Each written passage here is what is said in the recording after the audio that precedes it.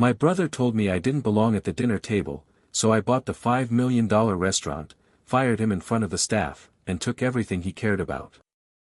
It all started with a plate of overcooked salmon and a smirk. We were sitting at Leona's, a fancy restaurant tucked between glass towers and valet stations, the kind of place you reserve a week in advance just to feel important for an hour. It was my parents' anniversary dinner, and everyone was there: Mom, Dad, my older brother Chase, his wife Danielle, even my weird Uncle Greg who always smells like old pennies and bourbon. And me. The little brother. The screw-up. At least, in Chase's eyes. So, Chase said, swirling his wine like he knew what he was doing, "How's that freelancing thing going? Still pretending to be your own boss?" I could practically feel the wine freeze in my throat. The whole table laughed, except for me and Mom, who always tried to play Switzerland in family wars.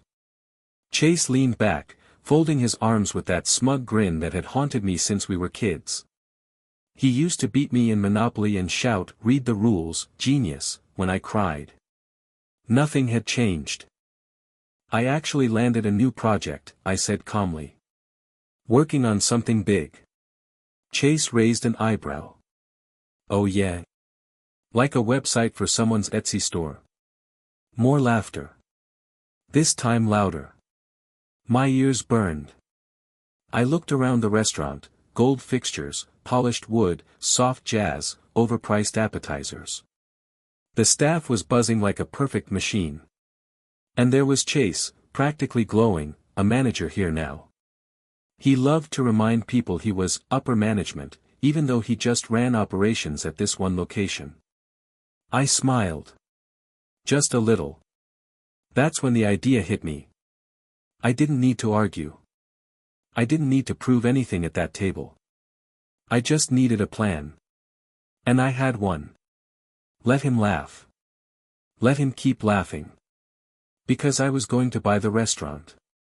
And I was going to fire his arrogant ass in front of everyone. The next morning, I skipped my usual routine and started making calls. See, what Chase didn't know, what none of my family knew, is that the freelancing thing had taken off in a big way 2 years ago. I'd built automation systems for logistics companies, then reinvested every dime into a software platform I sold 6 months ago for just under $7 million. Quietly. No press, no bragging. Just stacks of silent money and a stubborn desire to be underestimated. I wasn't flashy. I still lived in a modest condo and drove a beat-up Audi. Chase thought that meant I was still figuring it out. Perfect. I wanted him to think that.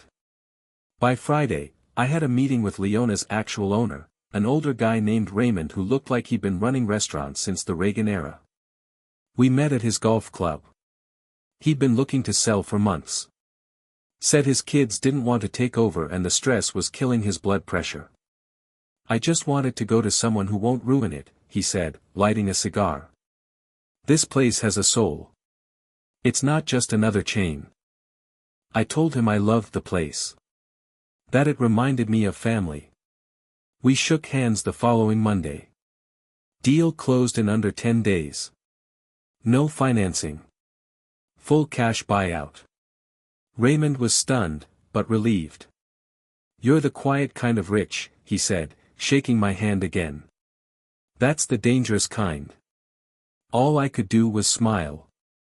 I asked him for one favor: let me announce the transition during a full house. On a Saturday night. With all the staff present. He didn't even ask why. "Hell," he said. "You want to make an entrance? Be my guest." And oh, I was going to.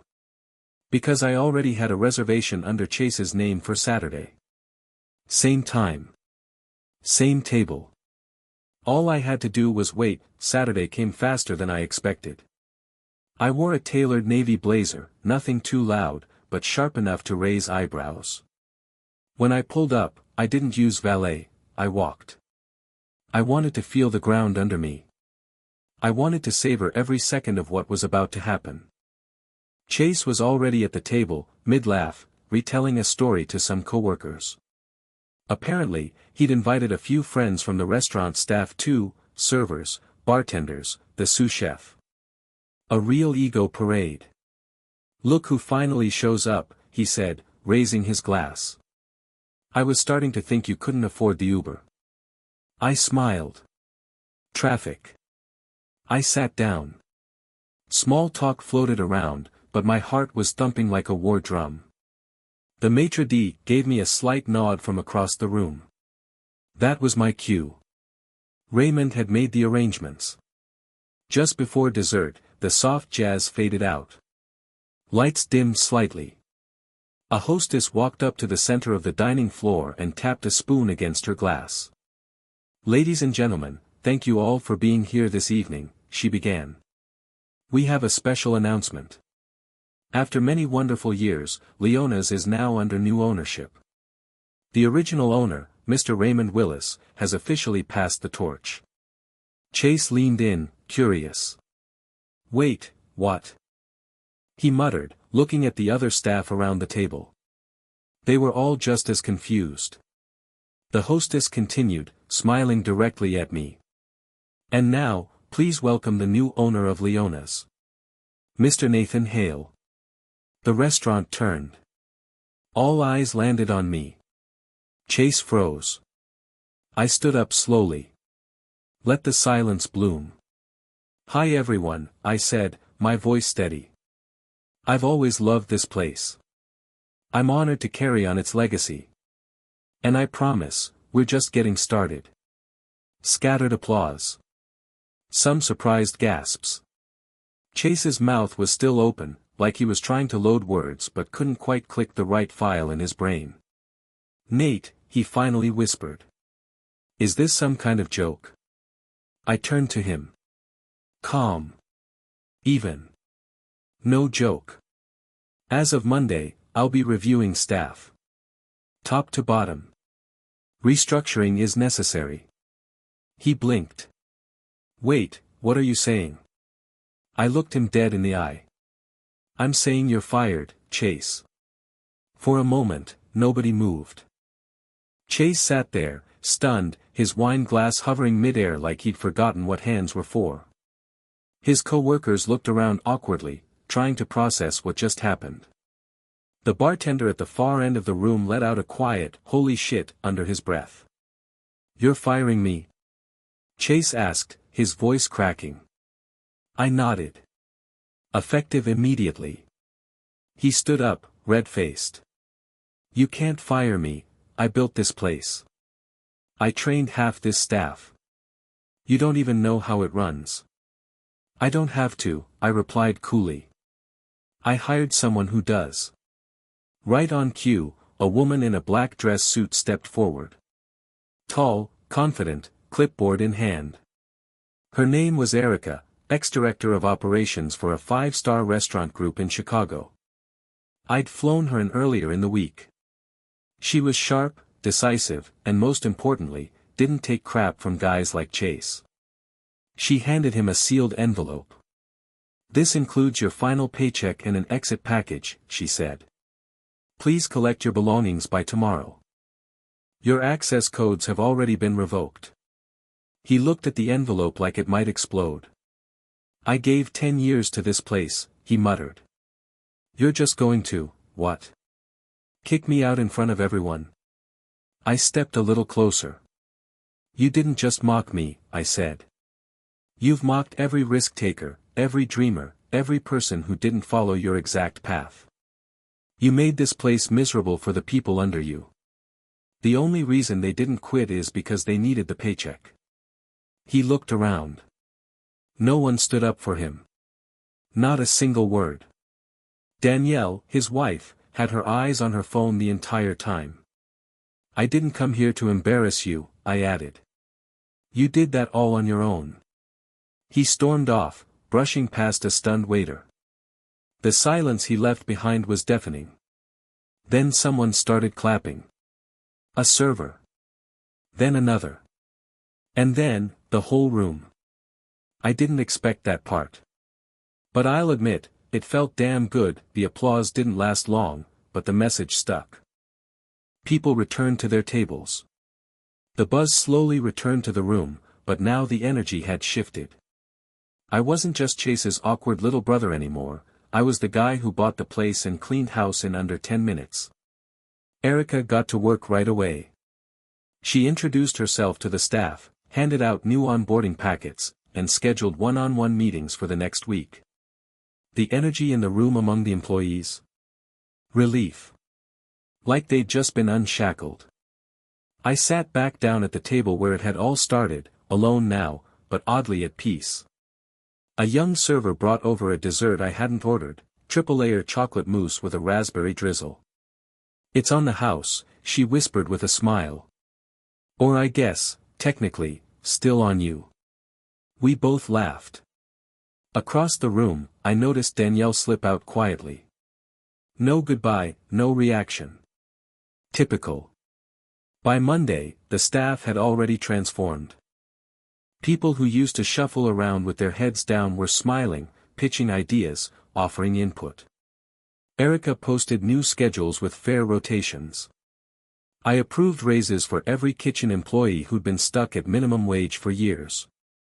A week later, a former line cook pulled me aside and said, "I didn't know people like you existed. Rich guys usually show up, make cuts, and ruin everything." I told him I wasn't here to ruin anything. I was here to build something better. About a month later, my parents came in for dinner. They didn't know the full story. I told them I was investing in something local, but left out the fireworks. I wanted them to see the change without the drama. As soon as they walked in, Mom's eyes lit up. "Wow, this place looks different." "New ownership," I said, guiding them to the best booth in the house. "Whole new team, too." Dad raised an eyebrow. "You seem proud." I just smiled and handed them menus with my name at the bottom of the cover, owner, Nathan Hale. Mom froze.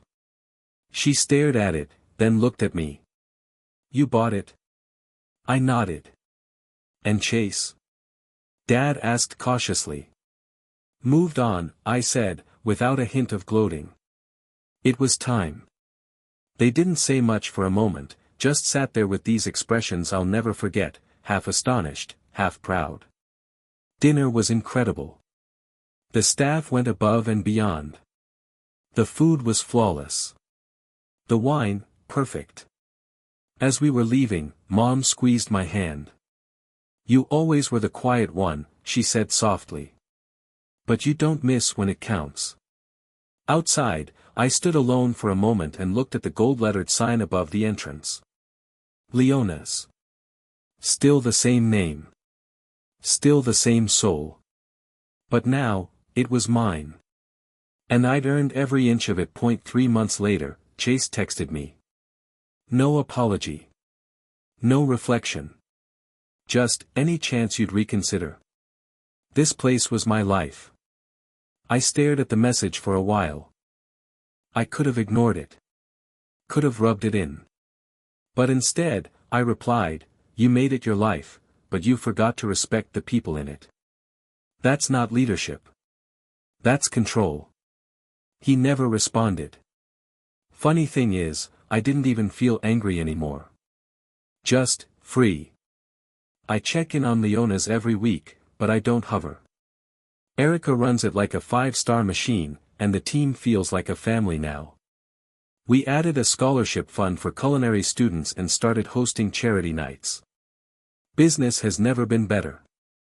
But more than the success, what stays with me is the lesson: sometimes, the best revenge isn't rage. It's patience. Strategy. And showing up with the kind of power no one saw coming, especially the ones who thought they were better than you. So yeah. My brother mocked me at dinner. So I bought the restaurant. And I fired him. And I'm just getting started. You know the funny part? It wasn't really about the restaurant. Not entirely. It was about all the years before that. The birthday parties where Chase made fun of my clothes in front of my friends. The college graduation he skipped, saying it wasn't a real degree anyway. The time he told our dad, within earshot, that I'd never figure it out, he's just not built for success. It was years of small cuts. Years of being the punchline. So when I fired him, it wasn't just about a job. It was a clean break from the cage he tried to keep me in.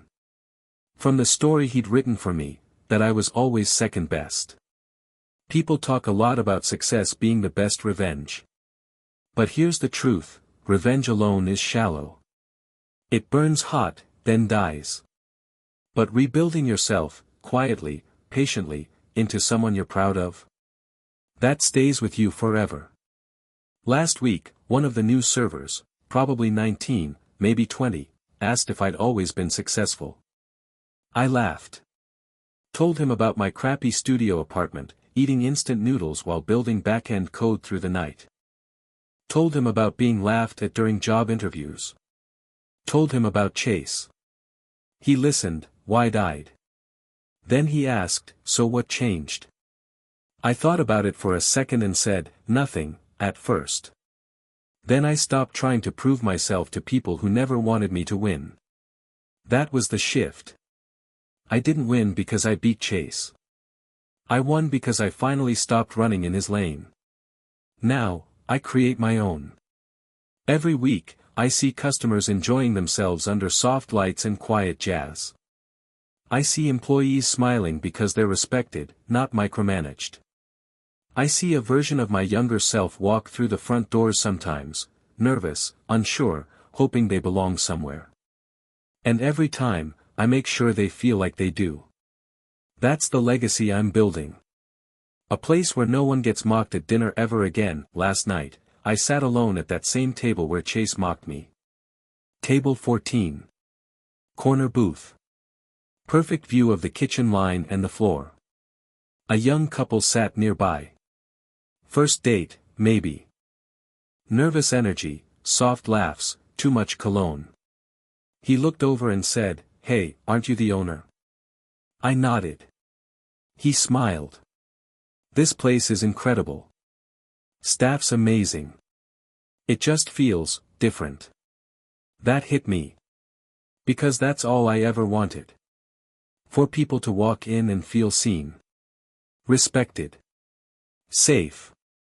It was never about revenge. That was just the match. This feeling, this place, this peace, that's the fire. As I left for the night, I paused at the host's stand and looked back at the dining room. Warm light. Happy voices. Clean lines. Real energy. I used to sit here and feel invisible. Now. I built the room. And I make damn sure no one else gets left out of IT. That IT all started with an anniversary dinner at a fancy restaurant where my older brother, Chase, worked as a manager. He mocked me in front of our family, again. Said I was still pretending to be my own boss, with my freelance work. Everyone laughed. Except me. What he didn't know was that I'd quietly built a software company, sold it for 7 figures, and had been living below the radar. I didn't react. I just smiled. That week, I contacted the restaurant's actual owner. Turns out he was looking to sell. I bought the entire place, full cash deal, in less than 10 days. Then I made a reservation under Chase's name for Saturday night. Packed house. Friends, co-workers, full staff. Mid-dinner, the music cut. Lights dimmed.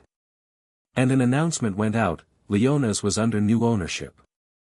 I stood up and introduced myself as the new owner. Chase's face drained white. He asked if it was a joke. I told him it wasn't. Then I fired him. On the spot. With his co-workers watching. Handed him a severance envelope and told him to collect his things. He stormed out. No one followed. Turns out most of the staff hated him but were too scared to speak up. I promoted a few underappreciated folks, hired a rock star manager, and gave every kitchen worker a raise. My parents came in weeks later, saw my name on the menu, and nearly cried. Chase. He texted once. I told him the truth, I didn't fire him because of one dinner. I did it because he spent years making people feel small, and I finally had the power to stop it. Now, I run the restaurant with purpose. The staff is thriving. Guests love the place. And the best part? I don't have to prove anything to anyone anymore. A few nights ago, I closed up late. The last table had left, the staff had gone home, and the jazz music was still playing softly through the speakers. I walked through the dining room, dimly lit now, chairs up, floor swept. Table 14 caught my eye again. I sat down. No customers. No noise. Just me and the hum of something I built from silence. I thought about who I used to be, the kid always playing catch-up, always being dismissed with a smirk or a backhanded joke. I'd spent years wondering if I'd ever measure up. Wondering if I'd ever be more than the little brother. Now I owned the room where the mockery happened. Not just in title, but in presence. And it wasn't about revenge anymore. It was about reclaiming the space. Rewriting the narrative. And giving others a place where they'd never be humiliated for dreaming too big. That's the legacy I'm leaving behind. A full circle story, served with a side of justice. And it all started with a smirk across the dinner table.